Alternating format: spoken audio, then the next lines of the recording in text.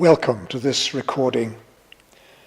I'd like you to imagine two friends meeting together. One does all the talking, the other does all the listening.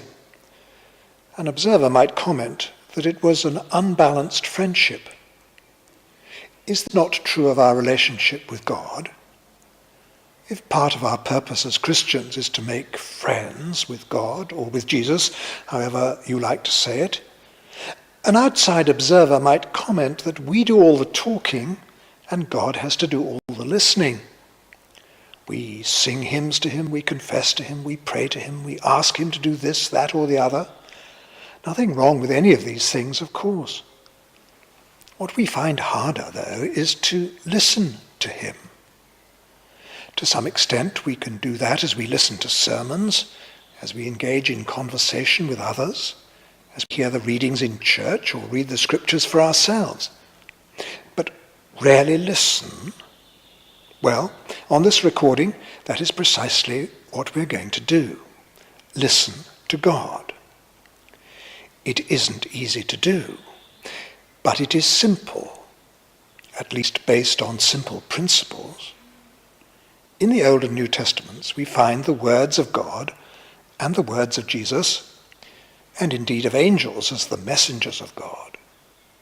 These words actually contain a great treasure store of all kinds of sayings in which the divine is seeking to communicate with human beings. The astonishing thing is that these sayings, heard thousands of years ago, can also be relevant to our situation today. They come in different tenses, the past, the present, and the future. Some are commands, some are spoken to individuals, and some to great crowds of people. This recording was made during a listening prayer retreat held at Witchcroft near Bletchingley in Surrey. It was a retreat organised by the Fellowship of Contemplative Prayer, whose purpose is to encourage this kind of listening according to the particular method demonstrated here. Each commentary on the recording will introduce a phrase from the Bible, a saying, in which God, or Jesus, is heard speaking directly to human beings. During a retreat or at a prayer group, a prayer session might last as long as an hour. But if you are praying on your own, then the time allocated may be much shorter, preferably not less than 6 to 8 minutes to start with, though the time will perhaps increase as you practice regularly.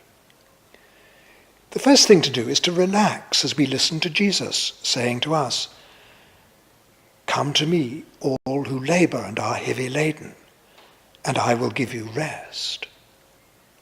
In each case, whether you're on your own or in the group, there are 3 parts to the method. The first is to listen to the chosen saying with the mind, seeking to understand it, to imagine the scene, to take in what it meant for those who heard the words for the very first time.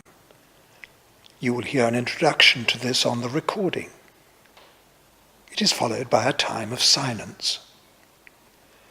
The second part is to listen to the chosen saying with the heart, taking it deep down within ourselves, receiving it in the context of our own lives.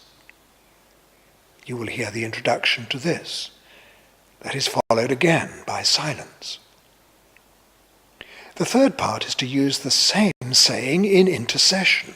Simply allow God to speak the words through you to the person or the situation for which you wish to pray. Take time over this, so that both God and his message and the person to receive it become real to you. The silence and the stillness will become important as you listen.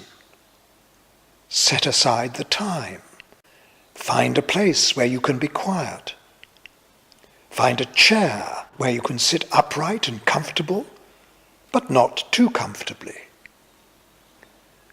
On the leaflet, The Prayer of Stillness, you will find a few more details about the method and a list of sayings from the scriptures which are suitable for this kind of contemplative prayer. The examples on this recording are intended to encourage you and to help you to try it out for yourself.